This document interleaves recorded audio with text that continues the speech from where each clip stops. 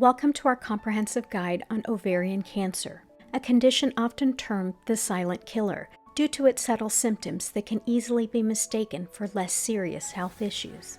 Today, we aim to demystify ovarian cancer, discussing its impact on morbidity and mortality, risk factors, treatment options, stages, and much more. Our goal is to provide you with a thorough and engaging overview, empowering you with knowledge and answers to the most common questions surrounding this disease. Ovarian cancer ranks as the fifth deadliest cancer among women, significantly impacting life expectancy and quality of life. Despite advances in medical science, its prognosis remains challenging, mainly because it's often diagnosed at a later stage. Early detection significantly improves survival rates, highlighting the importance of awareness and regular screenings. Several factors can increase the risk of developing ovarian cancer. Age. It's most commonly diagnosed in women aged 50 to 60. Genetic predisposition. BRCA1 and BRCA2, or BRCA1 and BRCA2, gene mutations significantly elevate the risk. Family history. Having relatives with ovarian or related cancers increases your risk. Reproductive history. Early menstruation or late menopause, never giving birth, or fertility treatments may contribute to higher risk. Lifestyle factors. Smoking, obesity, and a diet high in saturated fat are also considered risk factors. Ovarian cancer is not a single disease, but a group of conditions classified by where they start in the ovary. Epithelial tumors, the most common type, begin on the ovary surface. Stromal tumors start within the ovarian tissue, containing hormone-producing cells. Germ cell tumors are rare and begin in the egg-producing cells. Symptoms of ovarian cancer are often vague, making early detection challenging. They can include bloating, pelvic or abdominal pain, difficulty eating, and frequent urination. Given these symptoms can be attributed to other conditions, they're often overlooked until the cancer has advanced. In the spectrum of ovarian cancer, tumors vary significantly in terms of aggressiveness, growth rate, and how they respond to treatment. Identifying the least and most aggressive types of ovarian cancer is crucial for tailoring treatment approaches and providing patients with accurate prognostic information. Low-grade serous carcinoma is considered among the least aggressive types of ovarian cancer. These tumors grow slowly and are less likely to spread to other parts of the body compared to their high-grade counterparts. Patients with low-grade serous carcinoma tend to have a better overall prognosis, partly because these cancers are more likely to be confined to the ovary at diagnosis and are somewhat more responsive to surgery and targeted therapies. However, they are often less sensitive to chemotherapy, which requires an adjustment in the standard treatment approach. On the other end of the spectrum, high-grade serous carcinoma is the most common and aggressive form of ovarian cancer. It accounts for approximately 70% of all epithelial ovarian cancers. These tumors grow rapidly and are more likely to have spread beyond the ovaries by the time they are diagnosed. High-grade serous carcinomas are particularly challenging to treat because they tend to develop resistance to chemotherapy over time. However, recent advancements in targeted therapies and the use of PARP inhibitors have shown promise in treating this aggressive type of ovarian cancer.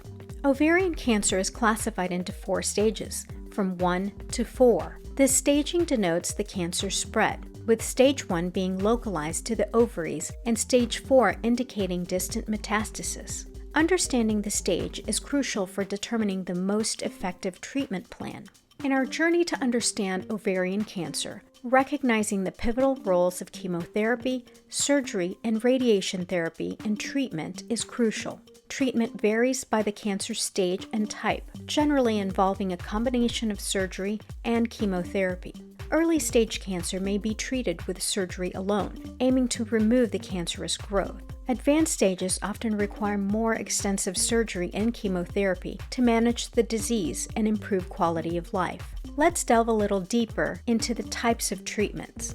Chemotherapy plays a central role in treating ovarian cancer, often administered after surgery to eliminate any remaining cancer cells. This treatment uses powerful chemicals to target and kill rapidly dividing cells. For ovarian cancer, chemotherapy can be given intravenously, directly into the abdomen, or a combination of both, which research shows may be more effective in some cases. The type and combination of drugs depend on the cancer stage and the individual's health. Surgery. Surgery is the cornerstone of ovarian cancer treatment, aiming to remove as much of the tumor as possible. The extent of surgery depends on the cancer stage at diagnosis. In early stages, the procedure may involve removing one ovary and its fallopian tube. For more advanced stages, a hysterectomy, or the removal of the uterus, bilateral salpingo-oophorectomy, removal of both ovaries and fallopian tubes, omentectomy, removal of the fatty tissue covering the abdomen, and lymph node dissection might be necessary. Surgery not only helps in staging the cancer, but also in reducing the tumor burden, making chemotherapy more effective. Radiation therapy. Radiation therapy uses high-energy particles or waves, such as X-rays, to destroy or damage cancer cells. Though not as commonly used for ovarian cancer as surgery or chemotherapy, radiation may be recommended in certain situations, such as treating areas where cancer has spread or alleviating symptoms in advanced stages of the disease. Let's take a closer look at survival rates and how it offers insight into the prognosis and outcomes for those diagnosed with this condition. Survival rates for ovarian cancer vary significantly by the stage at diagnosis and the patient's overall health. According to the American Cancer Society, the 5-year survival rates for ovarian cancer are as follows. Stage 1, approximately 92% for 1A and 1B, 85% for 1C. Stage 2, about 70% to 75%. Stage 3, ranges from 39% to 56%, with Stage 3A having the higher end of survival rates due to the cancer still being confined within the pelvis. Stage 4, the most advanced stage, has a 5-year survival rate of about 30%. It's important to note that these figures are based on data from thousands of cases and serve as a general guide. Individual prognosis can vary widely based on factors such as the specific type of ovarian cancer, the patient's age, overall health, and how well the cancer responds to treatment. There is a significant genetic component to ovarian cancer. Mutations in the BRCA1 and BRCA2 genes are the most well-known risk factors, increasing the likelihood of developing the disease. Genetic testing can identify these mutations, providing crucial information for risk assessment and management. Now let's talk about some commonly asked questions. Can ovarian cancer be prevented? While there is no sure way to prevent ovarian cancer, certain actions can reduce your risk. These include taking birth control pills, undergoing tubal ligation, and for those at high genetic risk, considering prophylactic surgery. How is ovarian cancer diagnosed? Diagnosis typically involves a combination of pelvic examinations, imaging tests, such as ultrasounds or CT scans, and blood tests to measure cancer antigen 125, or CA 125 levels. A definitive diagnosis usually requires a biopsy. What is the survival rate for ovarian cancer? Survival rates depend on many factors, including the cancer stage at diagnosis.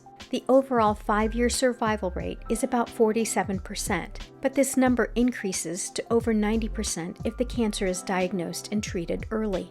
Does ovarian cancer affect fertility? Some treatment options, particularly those involving the removal of both ovaries, can affect fertility. However, fertility-preserving options may be available, depending on the cancer stage and type. How often should I be screened for ovarian cancer? Currently, there are no screening tests for ovarian cancer for the general population. Women with a high risk should discuss their screening options with their healthcare providers. Ovarian cancer remains a significant challenge in women's health with its subtle symptoms and impact on mortality. Awareness, understanding risk factors, and advocating for regular health checkups are critical steps toward early detection and treatment. By educating ourselves and others, we can empower women to take charge of their health and potentially save lives. Remember, Knowledge is power and your health is in your hands. Let's spread awareness and support each other in the fight against ovarian cancer. In our exploration of ovarian cancer, we've journeyed through the crucial aspects of this challenging disease, from its impact on morbidity and mortality to the nuanced understanding of the risk factors, types, stages, and the array of treatment options available. We've underscored the importance of recognizing the subtle yet significant symptoms, understanding the genetic underpinnings, and grasped the complexity of treatment strategies that include surgery, chemotherapy, and radiation therapy. Our deep dive into the aggressiveness of different types of ovarian cancer tumors, from the less aggressive low-grade serous carcinoma to the highly aggressive high-grade serous carcinoma, emphasizes the importance of personalized medicine. The statistics on survival rates offer a beacon of hope, particularly when the disease is detected early. They highlight the critical nature of awareness, regular checkups, and the pursuit of medical advice upon noticing symptoms. Yet these numbers also serve as a reminder of the urgency in advancing ovarian cancer research and treatment options to improve outcomes for all stages of the disease. Awareness and education are key to demystifying ovarian cancer, reducing its stigma, and encouraging proactive health management. Thank you for being here today, and until next time, cheers to your health.